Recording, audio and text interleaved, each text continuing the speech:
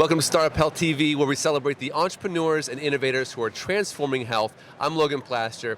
My guest today is Jeff Glueck, the CEO and co-founder of Salvo Health. Jeff, thanks for joining me today. Thank you, Logan.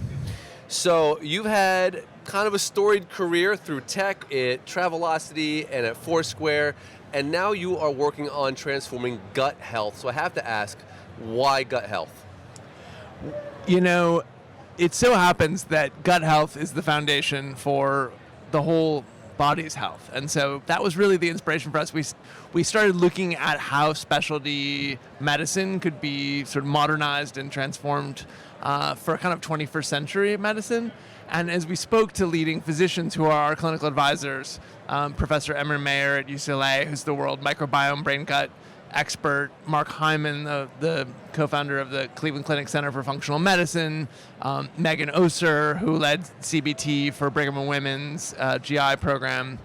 We kept hearing that what people don't realize is that 90% of your serotonin is made in your gut. So your mental health and your physical health depend on the health of your microbiome. And 60 million people are affected by gut dysbiosis. And so whether it was IBS or GERD or celiac or dyspepsia or IBD, you have so many people affected by it. But we actually believe in a whole patient approach, and we think that addressing the gut health challenge in America will actually have spillover benefits for lifestyle medicine and long-term prevention of other medical needs. I'm still curious, though, when it became personal for you. It's one thing to read headlines about the impact of gut health on whole health, meet somebody at a party who gets into the details, but to dive in the way you have. Right.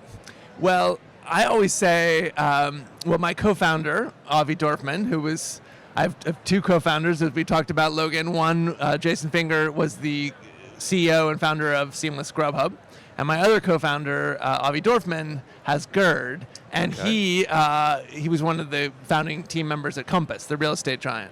And so when we were sitting around thinking about how do we transform health in the middle of the pandemic in 2021, we're brainstorming what became Salvo Health. Avi kept saying, I've bounced around the system and I cannot find, GI care. It's hard to find them. You wait forever. And then the only answers are often just prescription medications. There's no help on microbiome. There's no help on diet, on psychology. And so we were looking, this seemed like an opportunity, and we started digging into it. My own personal journey into healthcare started with a loss that my wife and I went through of what would have been our first child. And we lost a child at 23 weeks in a pregnancy. And it was devastating. And I just had this gut-wrenching journey through a lot of things that are broken in healthcare. And as I was looking for solace, I said to the OBGYN, as parents, you kind of wish that at least all of this data was going, this longitudinal data was going into a place where the best researchers, the best AI and ML researchers, the best doctors, the best academic researchers on health were constantly using this longitudinal structured data to improve, in this case, prenatal care. And I remember the OBGYN just looking at me and saying, yeah, that would be great, but that's not how healthcare works. And I vowed then that at some point when I had the chance, I would start a healthcare company. I'm a data entrepreneur. As CEO of Foursquare, we built machine learning off 13 billion check-ins, as CEO of Safety, which became Travelocity. We were able to help personalized travel experiences off billions of data points, and yet none of those things are as important as healthcare, as I experienced when we lost that what would have been our first son. And so, sort of bringing data to bear to continuous improvement, personalized to each case, and learning continuously, that is kind of what Salvo is all about. Gut health is just the most powerful unmet need we saw in healthcare, and it's a starting point. What really, thanks for sharing your story, it's really powerful. What really strikes me about you and your co-founder is that you came up against these challenges even though you were well-educated, had means. There are these things that you bumped up against, particularly your co-founder with GERD, and even people who have insurance, even people who think they know where to look, maybe even they have a relative who's a physician, they still bump up. And then you think about the millions and millions and millions of people who don't have that kind of access, which leads me to think about how is Salvo Health thinking about the access question? Yeah. How do virtual tools open up the canopy of care?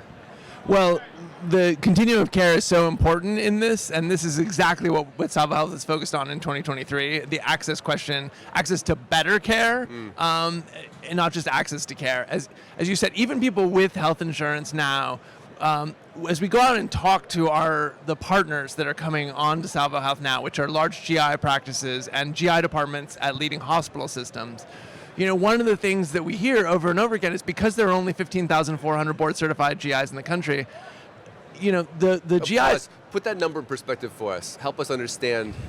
So there are the gap that exists. 60 million people with chronic gut health issues, right? Who are probably suffering in silence, who are largely...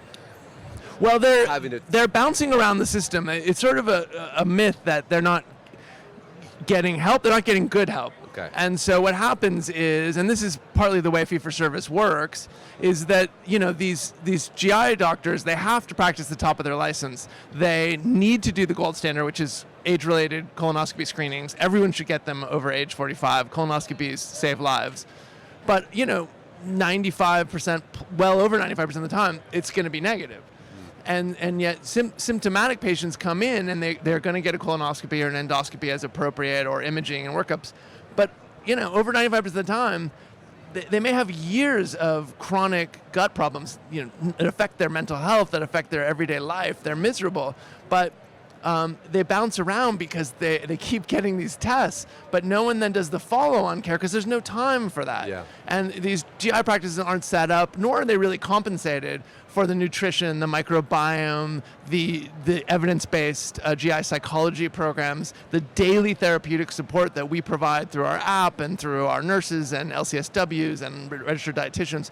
They aren't staffed for that. They don't have the technology. They don't have digital content, and they're not reimbursed for that. And so these people, they get worked up, but they don't get worked out. They don't get support. And so what we've done is going to these hospitals and say, we can provide an RPM CCM program for you. We'll take care of the care between appointments. The patient still stays with you when they need escalations, when they need procedures, if they become high acuity. But we'll handle these kind of very time-consuming patients for you, so you can give more attention to new patients, the backlog of new patients, and to the high acuity cases and procedures that you've trained to do. And for many doctors, primary care doctors and GIs, IBS patients classically, and there's 45 million of them, these are difficult cases for most doctors because they don't resolve with a simple prescription. Yeah. And yet, in our first patient cohorts, well over 90% of these patients were able to resolve their symptoms over a 12-week program, because we bring everything to bear. We bring behavioral health, we bring microbiome science, we bring therapeutic alliance, we bring nutrition and elimination diets and things. And the doctors don't have time for that, so it's a win-win, and that's how we're really going to scale up access to this better care. How has the market responded to that 90% number?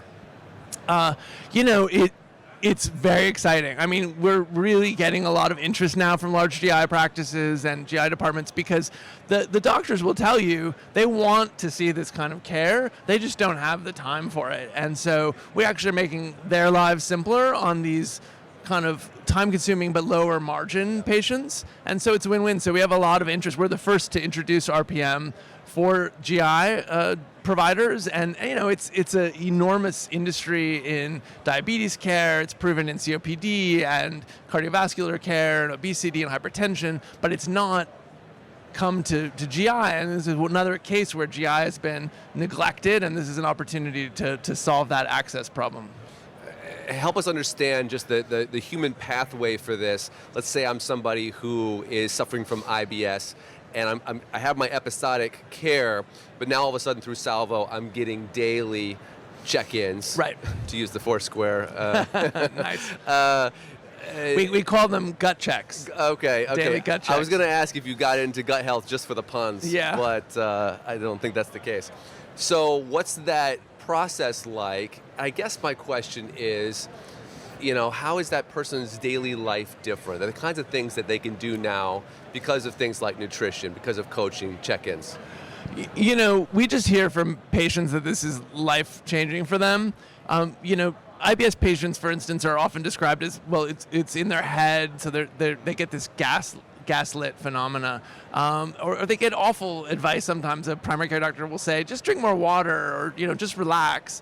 And there's biological complexity to these conditions. Their microbiome is thrown off, their brain-gut hypersensitivity has been exacerbated, and so we mean that they can then go to their child's recital, they can go to a business dinner, they don't wake up, we do a promise calibrated quality of life score, and it's just off the charts because people don't feel out of control. I mean, they feel helpless, and we train them on techniques so they can manage their symptoms and understand what causes the flare-ups, so that they might decide to have their birthday cake at their child's party, and they know they're going to pay for it, but they'll say to us, but I know this. I know I was going to pay for it, but I'm in control, and I know how to get back out of crisis after that. But they don't feel out of control anymore, and that psychological safety is very, very important for their healing. And we integrate that care, so our nurses work in the EHR under the supervision of their GI doctor. So the care coordination is brought back home.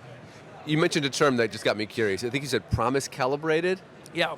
What is that? So the promise is a calibrated instrument of 6 questions that asks you about your quality of life. Okay. Like, it's a standardized questionnaire that medical researchers use to compare the effectiveness of different condition-specific programs at changing people's lives. And so a typical question might be, did I avoid doing things I wanted to do today because of fear of my condition? And these are well-researched questions. It's a quality of life survey, but there's a lot of historic research that have calibrated what is a good result or not, and so we can fit into the medical quality scores. Okay. What are you most excited about what's next for Salvo? It's really this partnering with innovative hospital systems and large multi-state GI specialty practices, because this is how we're going to, go from our early, very successful patient cohorts to really reach millions of people. And that's why we started these companies, is to make a difference. Is it more about the healthcare systems? Are you going after everybody? I mean, what is sort of the larger expansion strategy? Well, I think eventually, after we have a national provider network and we've scaled helping people, that's when we'll be in a position to have conversations with payors and employers about value-based care, right? Because the idea is, how do you make sure these patients get adequate care so they don't end up in ER and urgent care appointments, which is very common. Mm-hmm. And the payors will tell you they don't even know how much ERED visits GI causes, because it often isn't coded that way at the ER, right? Sure. It's just abdominal pain, and so and there's just a ton of cost that we can avoid in the system while improving care, and that's kind of better care at lower cost is kind of a mantra for us, and it's a startup health moonshot kind of attitude. Yeah. What I've read from you is that gut health is kind of the beginning. I mean, you're building a way of caring for folks with chronic conditions that really translates. So kind of what's that vision? I think ultimately what we call our whole self-science approach, which is the best of behavioral health, the best of conventional medicine, and the best of a kind of integrative lifestyle medicine approach, that will extend to other specialty chronic conditions, whether it was endocrinology or cardiology or fertility or autoimmune dermatology. I mean, there are so many places where this whole patient approach is relevant, and you can get that kind of care at the very best academic medical centers, but 95% of patients don't have access to that. Yeah. Jeff, thanks so much for taking the time with me today. It's been exciting to watch Salvo grow. You're just a couple years old. When did you start? Yeah, well, I mean, we just launched to the public after a year of preparation last summer, so we're new. And you had a raise last year, right? We raised in 2021, right? And so now this is a big year for us to really come out and partner with GI providers and health systems, get the data, and then go on from there. It's going to be exciting to watch the next year for you. Thanks, Logan. Thanks, Jeff. Thanks.